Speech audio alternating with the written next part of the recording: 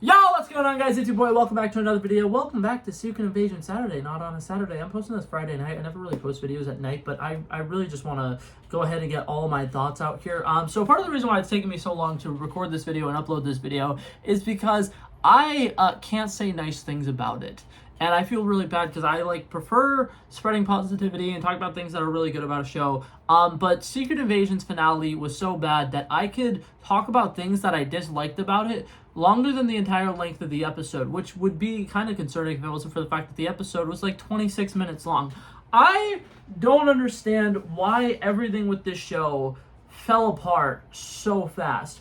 So welcome back to Secret Invasion Saturday, not on a Saturday. I think of the entire series, I only actually did one of these episodes on a Saturday. So look at me go. But this is the show where I talk about Secret Invasion, and episode 6 finally dropped. The show is over, and wow, that last episode was really weird. Okay, so right off the bat, I want to go ahead and say, was this show filmed during COVID? Because some of the scenes in this show seems like this show was filmed during COVID. And the reason I say this is because the first episode where Ritson was being attacked and Nick Fury brought him to a hospital, I didn't think much of it because it was kind of a quick life or death. He had to be at a hospital. Doesn't really matter. Get him to a hospital, right? It's been some time now. He's recovered. He's up and functioning. Why haven't they moved the president to somewhere more secure? And honestly, why is he still in foreign land? I feel like at this point in the show, the fact that the president is in some random hospital overseas where he could be, safe in American, in America, that was something that really bothered me. Another thing that really bothered me though is it's the president of the United States. Why is there 3 people guarding him? Why is Colonel Rhodes his right-hand man? Where the fuck is the vice president?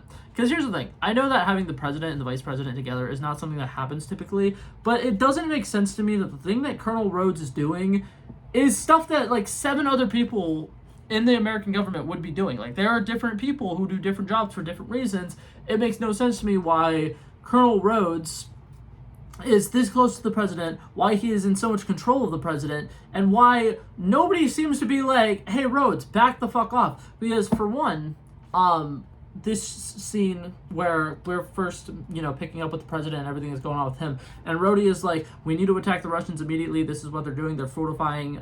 They're getting ready for an all-out war. We need to be ready for an all-out war. Huge stuff is going on with this. One, why is Rhodey the guy briefing him? Because, not to be that guy, but I feel like a lot of the people who were a part of that time when he got attacked should not currently be with him, because clearly they failed the president because he was able to get attacked. And the guy who saved him isn't even allowed to be near the president, which doesn't make fucking sense to me. But, that's a thing that happened. That was an interesting thing. And another thing is, somebody who is definitely a higher up person than Colonel Rhodes walks into this room, talks to the president, and is explaining that the Russian president has said that he definitely had nothing to do with this attack. And Colonel Rhodes starts talking to her like she's a fucking idiot and that she's a toddler. And this right here is where Colonel Rhodes would get fired and he'd be asked to leave. He would not be still allowed to be just standing right next to the president if he's just going out and attacking people who are higher up than him. I don't understand why all of a sudden, they went from Rhodey's Skrull personality person, doing a good job impersonating him, being a very professional person, to all of a sudden, they're just cartoonishly bad at pretending to be James Rhodes. And I don't understand when the fuck that transition happened. If you were going to have a character be a great character and be cool, and they're good at pretending to be James Rhodes, and then all of a sudden, now that it's actually important that they are pretending to be James Rhodes, suck ass at it, give us a reason why. That's so weird. That was so annoying, and I didn't like that. So that's, a very minor thing. I have so much more stuff to talk about Rhodey specifically, but we're not going to get into that now. So I'm going to give a quick rundown of the episode for people who might need a rundown and a refresher of what happened, because I have a feeling this is going to be the most forgettable series finale out of all of the Disney Plus TV shows, which sucks because it started so strong. So the way that this episode starts, we are with Nick Fury. He calls his wife, and she can say that he sounds like he's far away. Over the phone, whatever, right? Cool. Great dialogue. People who are writing this, you did fantastic. Kind of sets up the fact that Nick Fury isn't really sure if he's going to be making out alive of what he's doing. Now we kind of follow him into New Skrullos. He does some cool trick where he makes a car drive by itself, and that distracts 2 armed guards who can clearly see that there's nobody in the car, but they waste their entire bullets, their entire rounds of their machine guns shooting at this car that clearly doesn't have a driver, but, you know, it's fine, right? Whatever. Then we have Nick Fury shoot the 2 guys. Cool shot, I guess. It shows Nick Fury is a badass, right? Whatever. Now we kind of catch up with the president. This is where the briefing scene that I was just complaining about with Rhodey was. For some reason, Rhodey is, you know, able to be this close to the president and is telling him all these different things that he should do. He's like, I prepared a speech for you. This is what we do. This is how we're going to declare war. We need to nuke Russia. And it's so weird because this guy would have zero say in if we can launch nuclear bombs. And for some reason, the president is listening to him the entire time. And here's the thing. I understand that, you know, a lot of American presidents aren't the brightest. But what the absolute hell? You know what I mean? Like, that was annoying. I really hated that. That sucks. Not a fan. What's it called? So now we're kind of picking back up with Fury. He's coughing and dying. He's taking iodine pills. And he's really putting on a show that it's definitely Nick Fury. And we're definitely going to be shocked when it ends up not being Nick Fury. Because, you know, Nick Fury, someone who we believe is a genius and someone who the show really wants us to think is a genius and is a great spy and someone who, even when he's out, he's in because he's so cool and he's a badass, right? But he's dumb enough to walk into this nuclear plant. The whole twist with that Nick Fury being Gaia is the most predictable shit. Rhodey being the Skrull was the most predictable shit. The fact that the second that it was announced that Don Cheadle was going to be in the cast for the show, everybody was like, he's a Skrull, and they still went through with making him a Skrull, baffles me. Because people knew before, like, Endgame came out and stuff was going on with Captain Marvel, that if a big Avenger was going to be revealed to be a Skrull, everyone knew it was going to be Rhodey. And they still went through with it, which, fine, right? It's cool. But the big thing that bothers me about it is there were no clues. There were no times you can watch the show. I mean, you can watch one of the movies that he's in after Civil War, which is when they're supposedly saying he was swapped out.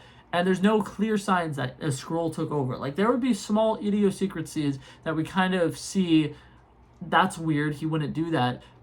But for the most part, he stays the same character. And it really bothers me because, one, it's on Marvel for... I think that they did not plan ahead like they should. If they're going to make a big reveal that some random character in the MCU is a Skrull and has been a Skrull the whole time, that's something that should have been planned. It's not something that they should be like, yeah, we're going to reveal it in the show. And people are like, oh, how long was he a Skrull? We're not going to answer that question. When was he taken over as a Skrull? Not going to answer that question.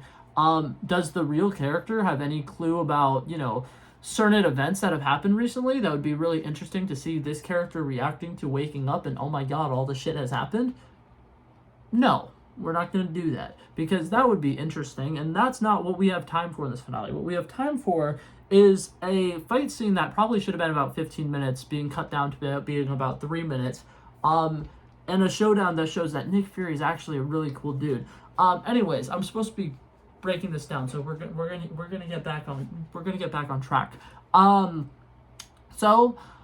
Nick Fury, like I said, going into the little New Skrullos, and then eventually he gets to the Super Skrull machine where Gravik is standing there waiting for him, and he drops all his pills, and he is coughing a lot, and he is really in trouble. And then Gravik is like, "Let's have a drink."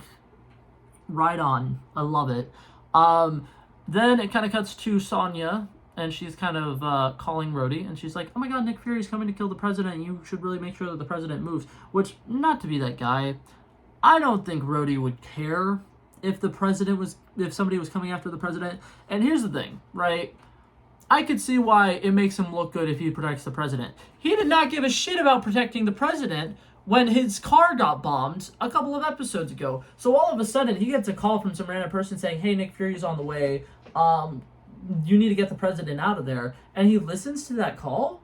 Why? That is not in the character to do that. He doesn't give a shit about if the president lives or dies. Obviously, he wants the president to live so that he could do the bomb, but like, if the president dies, I feel like that'd be more convenient for him, because now they really have a president to start this world war. And then another thing is, why would Nick Fury be coming there to kill the president? It doesn't make sense. I don't know. That was just a big plot hole that really bothered me. All of a sudden, Skrull Rhodey is an idiot, and if they want us to suspect that Skrull Rhodey has been Skrull Rhodey for a really long time, we can see that he wasn't an idiot at some point, so why did it happen during this show? Whatever, right? And now we kind of have, like, an interesting thing. One of the greatest performances from a villain in the MCU, and it immediately gets undercut a few minutes later. Gravik starts talking to Nick Fury and explaining to him this person he's pretending to be is the first person he ever killed, and every single time he had to kill somebody for Nick Fury, it took a piece of him, and he feels like a completely broken man, and it's completely Nick Fury's fault. And this is exactly what I've been wanting the entire series. A nice moment where somebody confronts Nick Fury about the fact that he's a dick. Because they've kind of been like saying, oh my god, you've been using us for 30 years, but not a single person has really had the balls to go to Nick Fury and say, you're an asshole. You're terrible. What you've done with all the Skrulls is fucking terrible. You're a horrible person. And we finally have this moment where someone is saying that to Nick Fury, and then in a little bit later, it gets revealed that that wasn't Nick Fury, and I'm so ticked. So, rant, tangent. This show, 6 episodes long. Presumably, if you have a 6 episode long show, you're gonna have about like 4.5 hours of content, give or take, right? This show get about 4.5 hours of content because the first 2 episodes were long enough to kind of boost the runtimes of the rest of them, whatever. 4.5 hours of content.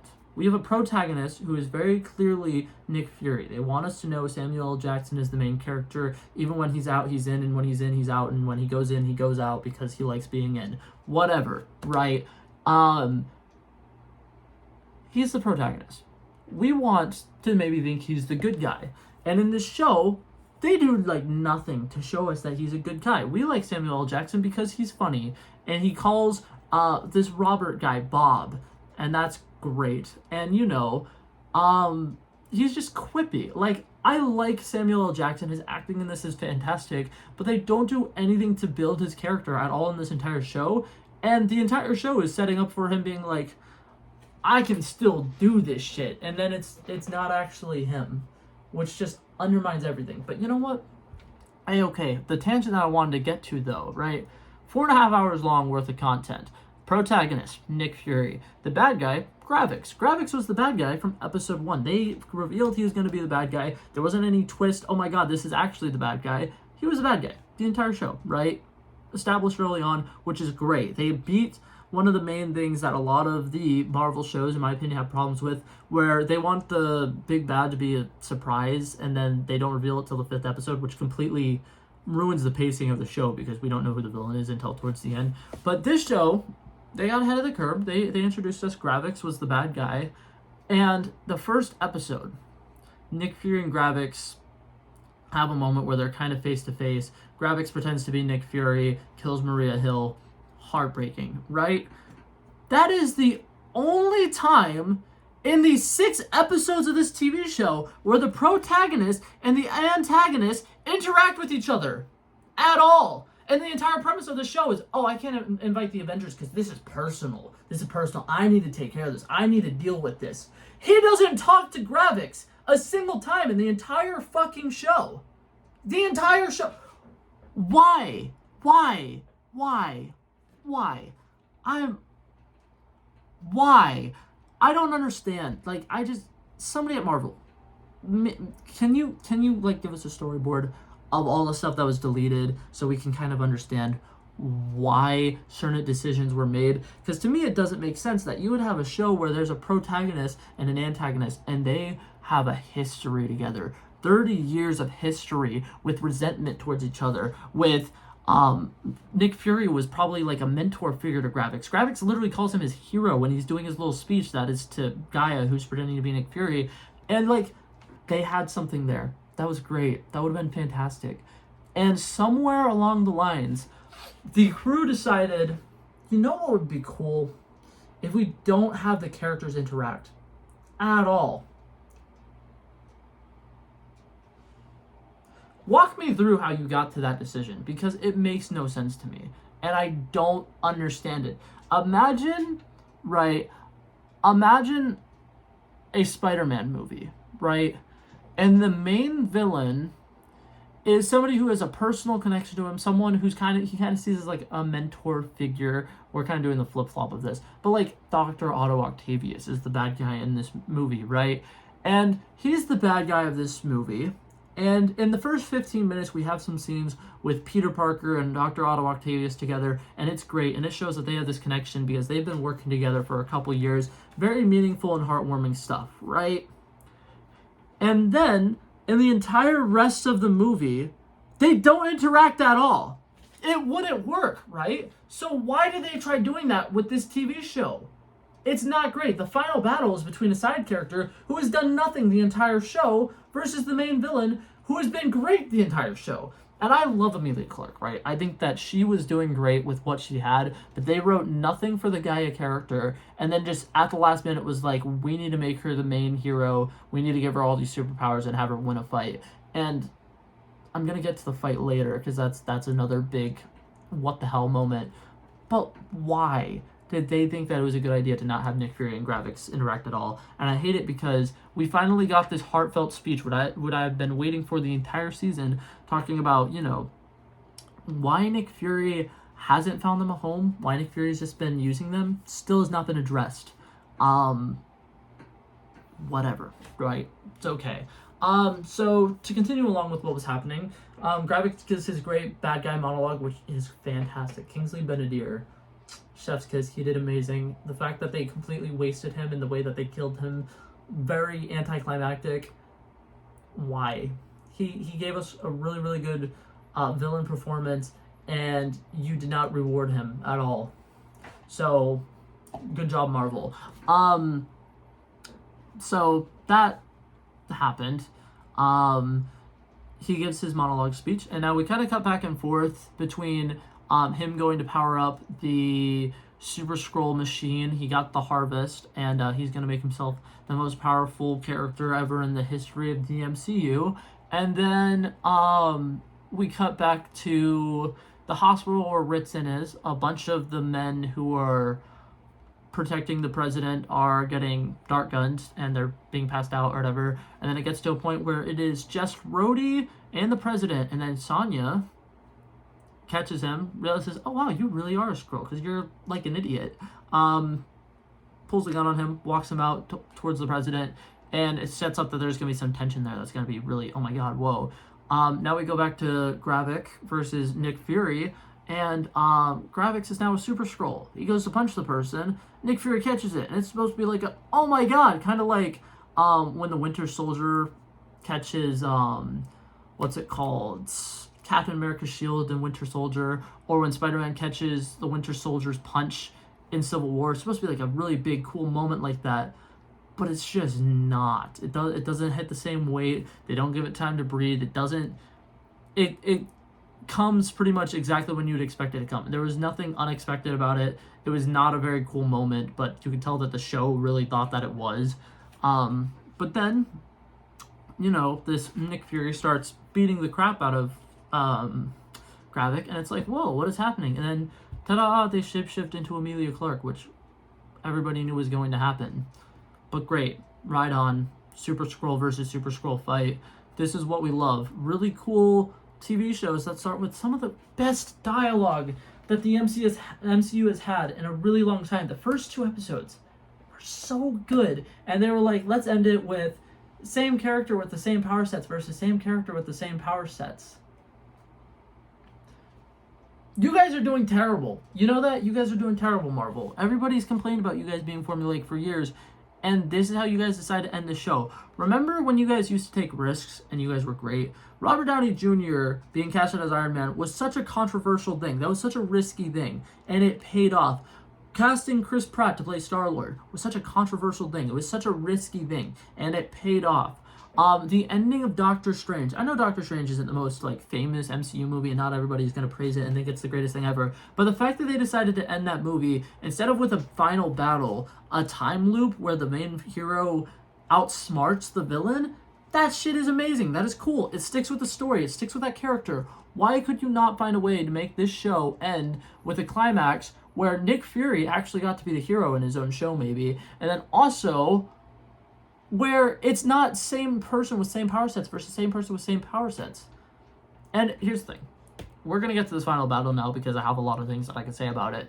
For one, I think that this could be a much, much more interesting show if they show them figuring out the powers as they go. It just kind of is like this big thing where like, oh, I have this power. Cool, I know how to use it now. It shouldn't be like that. Obviously, we've now seen, because of one of the last episodes, Gaia and Priscilla were being attacked by a bunch of people and their house was being raided. And it showed us that Gaia knows how to fight. She knows how to like shoot a gun. She's probably been trained, whatever. So it's implied that she might know some things. But you just got injected with 20 different power sets. And the fact that you can just like figure them out as you go, huge missed opportunity. This battle, in my opinion, if it was 15 minutes long and the first 5 minutes started with them both having no idea how to use their powers and kind of messing around and like trying to figure it out, would have been really interesting. One of my favorite things about the original Iron Man movie is that we spend 15 minutes with him trying to figure out how to fly. Because not everybody knows how to do things right off the bat. And I really think that this would have been a great opportunity to have Gravix trying to figure out some of these power sets that he doesn't quite understand, and Gaia trying to figure out some of these power sets that she doesn't understand, and kind of make it a race to see who can figure out the power sets the best first. And, you know, Gaia, being a smart character, could have figured it out first. It could have been a really nice triumphant moment if it was something like that. Instead of it was just, oh, it's kind of like a cameo fest. We're like, oh my god, that's that person's powers. Oh my god, that's that person's powers. Oh my god, it's that person's powers. And it completely defies the logic of the fact that they don't know how, they shouldn't know how to use these powers. And then another thing is, some of the characters they switch into, they start looking exactly like the person, which I guess makes sense, right? Like, that's fine. But at the same time, it looks pretty ridiculous some of the times. The Drax's arm thing on Emilia Clarke, I feel like that wasn't the smartest move. The part where he turns into Ebony Maw, and he knows that Ebony Maw can, like, what's it called? Do his little telekinesis or whatever, and he has the rings on his fingers and stuff like that. Like, I know that it was probably just a visual cue so that people who are watching who aren't entirely sure whose powers they're using will know, but at the same time, why?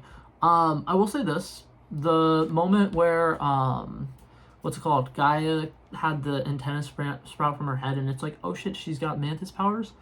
That was pretty cool. But we didn't have a lot of moments like that. For the most part, it was, oh, here's this strong character. I'm going to quickly turn my arm into his arm, and then, you know, I'm strong now.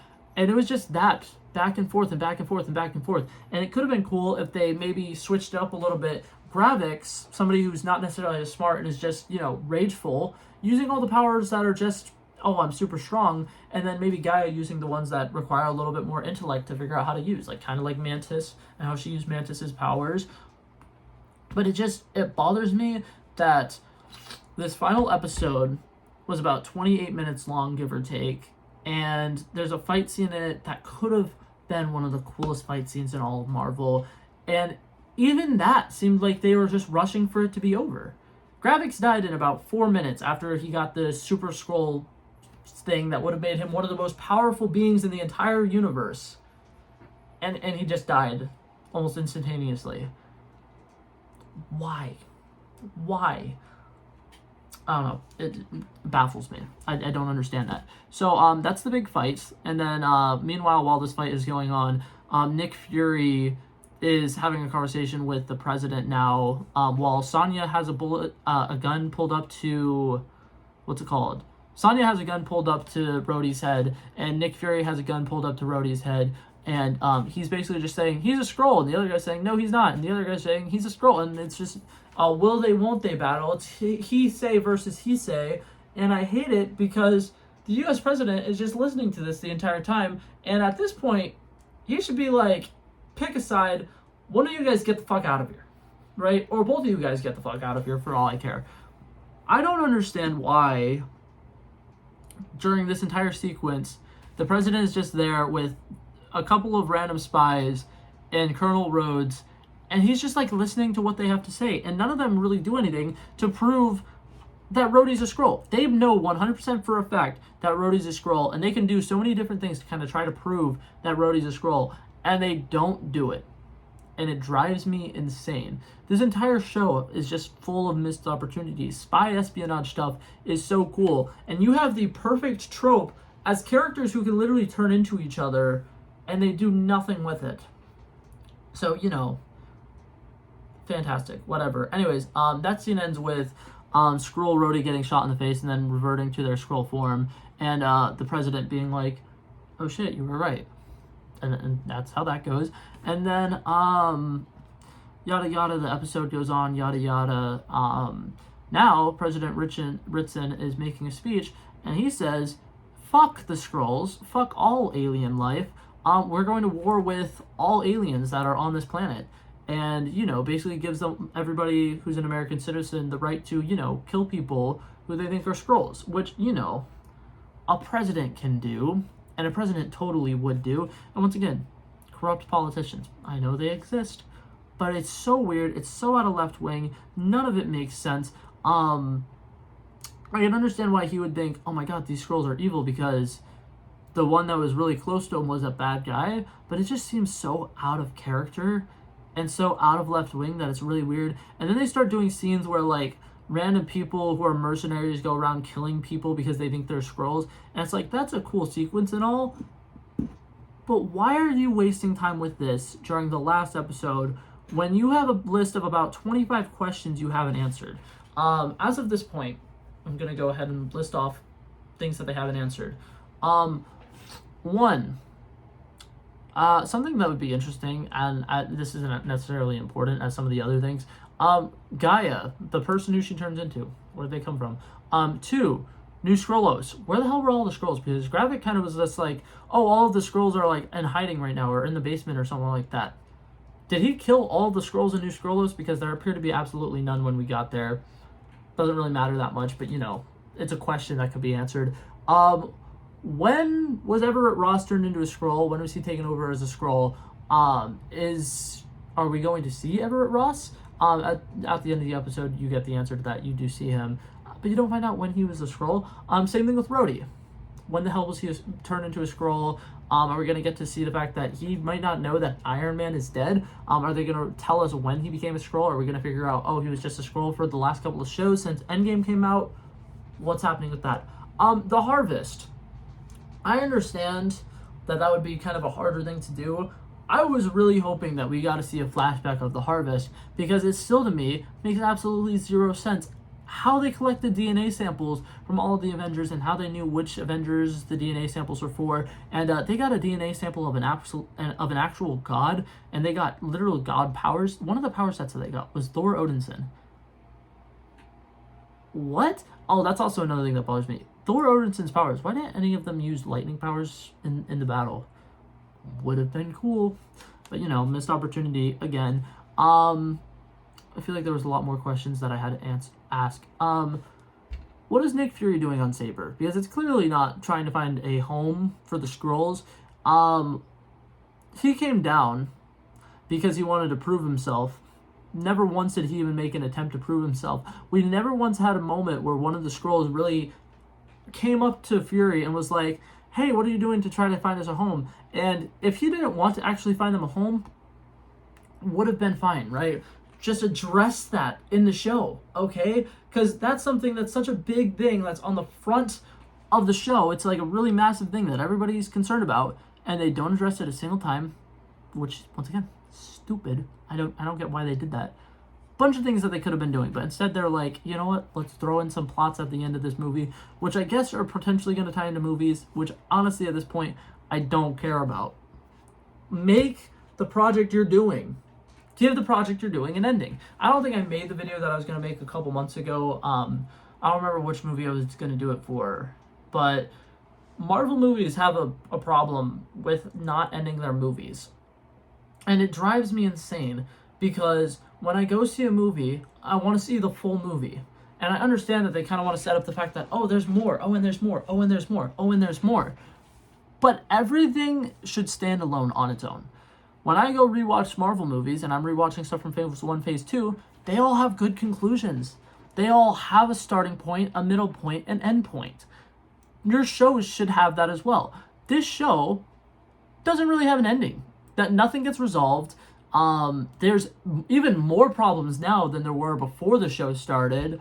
Nick Fury just goes back on his spaceship at the end of the show, because you know he doesn't give a shit anymore. The president declared war on the Skrulls. We're not going to see the aftermath of that at all, probably. Gaia is now just walking around, one of the most powerful beings in the entire universe. She's working with Sonya, who, once again, we still have no idea really what Sonya's deal is. I don't know.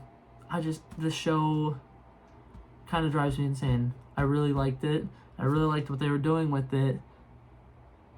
But what the hell? Another thing that I like, the director made an official, I don't know if it was a tweet or where he said this, but there's an official quote from the director saying that he wanted to leave when Colonel Rhodes was turned into a Skrull up for interpretation. So, he kind of wants to leave it to be a question that, people can find answers for. And then his answer was, if you want to find out when he was actually turned into a Skrull, watch Armor Wars. Because, you can't drop a bomb like that and then just not deal with the consequences of it. Because that drives me insane. Why? When did it happen? Are we supposed to assume that it happened during Civil War, which is what a lot of people are assuming? And if that is the case, then why is it that Rava, the Skrull that was pretending to be Rhodey, was doing a really, really good job for 7, 8, 9 years, whatever, got really emotional when Tony Stark died, really became close with the Avengers, did all this personal stuff for Nat to try to find Hawkeye during the blip. He became so connected to the Avengers that it just doesn't make sense that it would have taken place before Civil War, but they are giving us nothing to figure out when it happened or why it happened. And that drives me insane. That's one of the last things I'm going to complain about. I could honestly go on and on and on and on and on. But I'm going to leave this video here because I accomplished what my goal was, which was to talk shit about it for longer than the actual episode itself was, because here's the thing.